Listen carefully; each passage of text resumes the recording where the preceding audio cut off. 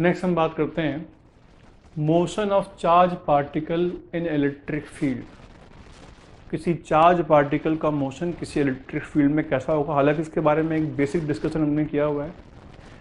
Charge particle के ऊपर लगने वाला फोर्स क्या होगा, QE होगा, और QE बराबर सिंपली ma होने जाएगा। तो उस चार्ज का acceleration QE divide by m होगा।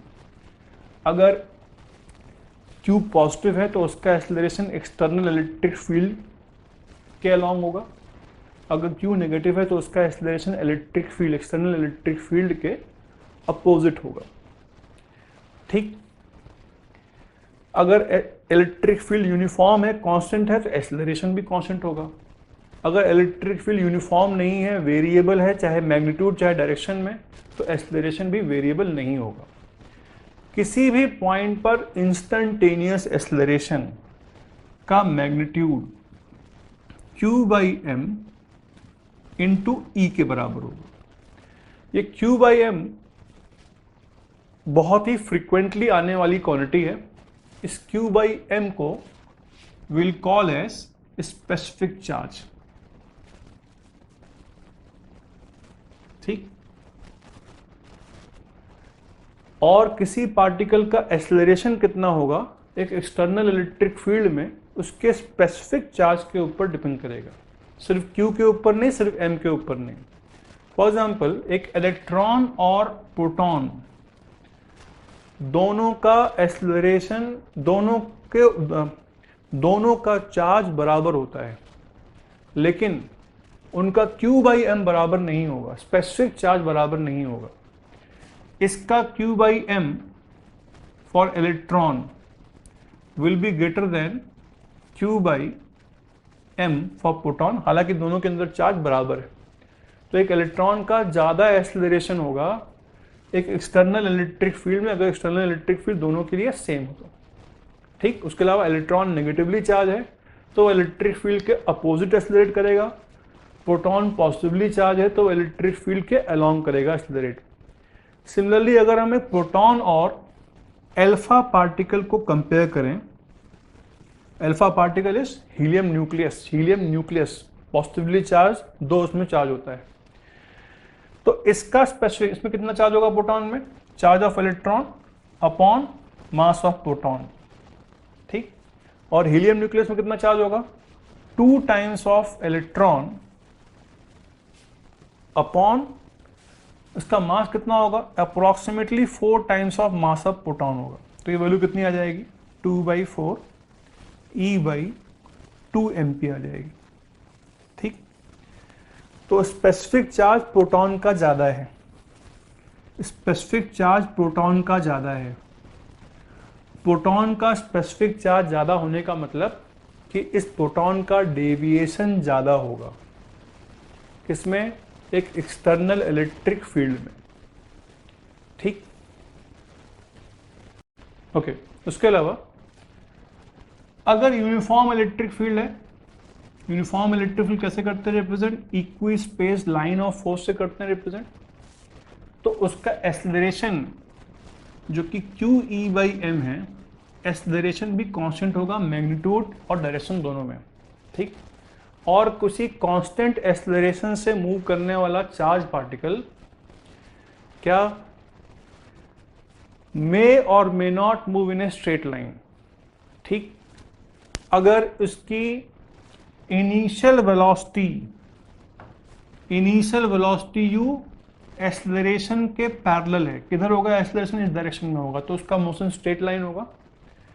लेकिन अगर इनिशियल वेलोसिटी u और एक्सेलरेशन के बीच में कुछ एंगल है तो उसका मोशन स्ट्रेट लाइन नहीं होगा, रेदर पैराबोला होगा। तो सिर्फ दो ही पॉसिबिलिटी हो सकती हैं, या तो स्ट्रेट लाइन या तो पैराबोला।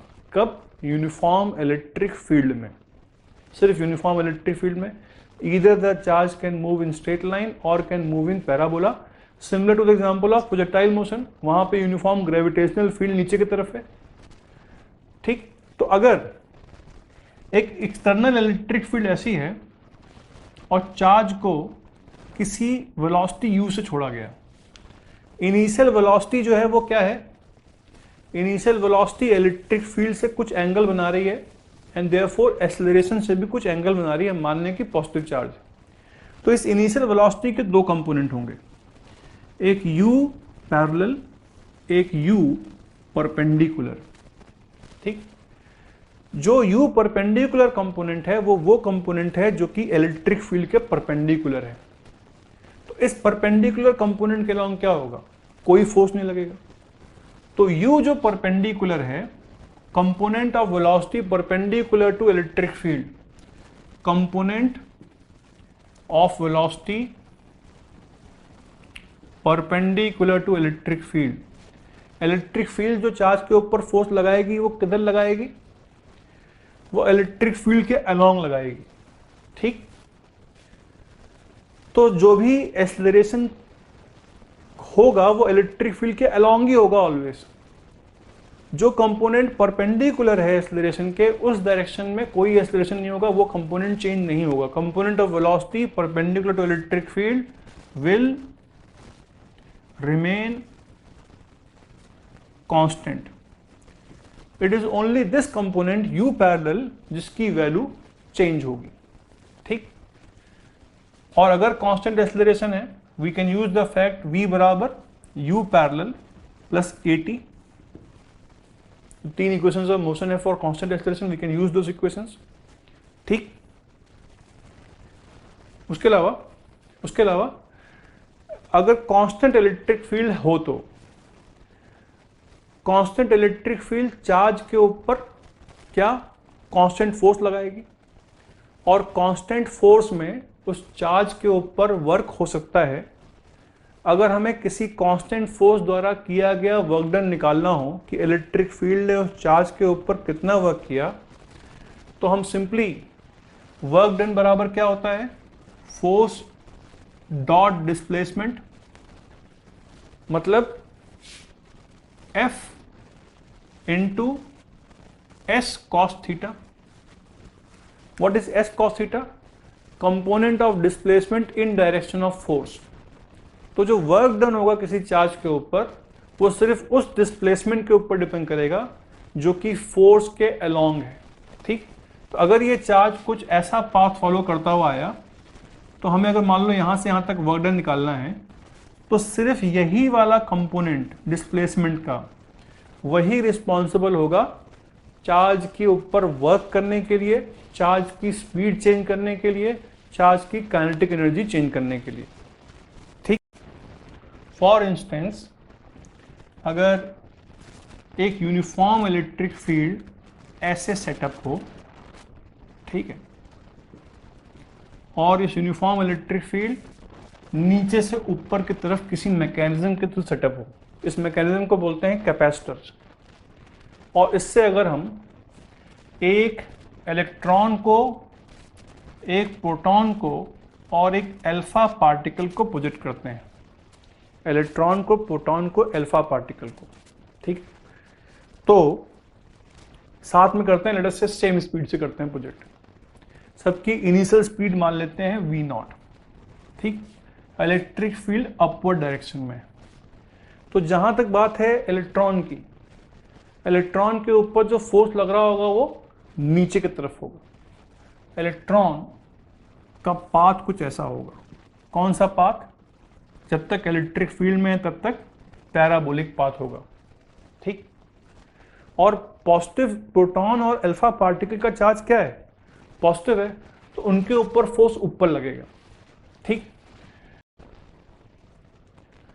सबसे कम डेविएशन किसका होगा, जिसका स्पेसिफिक चार्ज सबसे कम है, क्योंकि एक्सेलरेशन स्पेसिफिक चार्ज q/m के ऊपर डिपेंड कर रहा था, तो सबसे ज्यादा डेविएशन इलेक्ट्रॉन का ही होगा क्योंकि उसका मास बहुत कम होता है।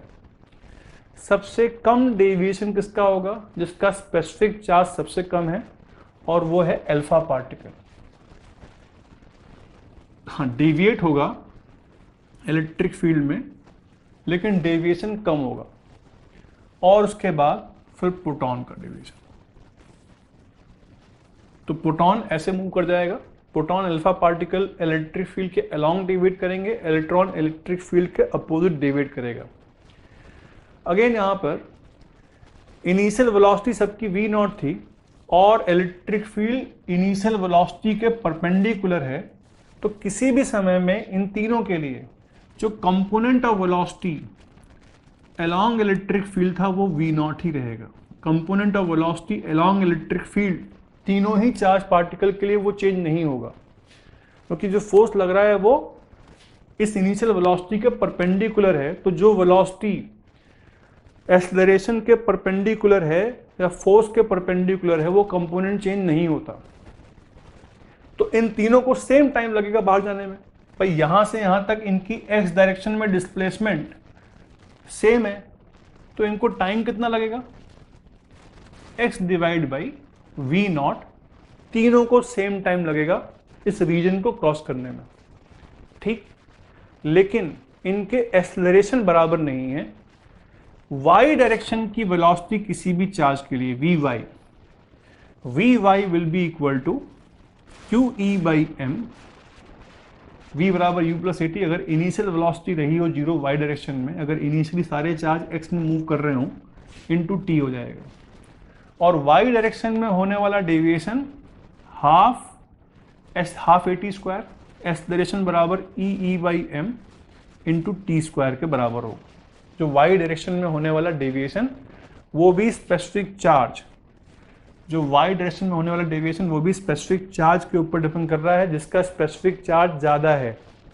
इलेक्ट्रॉन का स्पेसिफिक चार्ज क्यों होता है ज़्यादा, क्योंकि उसका मास होता है कम, तो उसका डेविएशन सबसे ज़्यादा होगा, ठीक।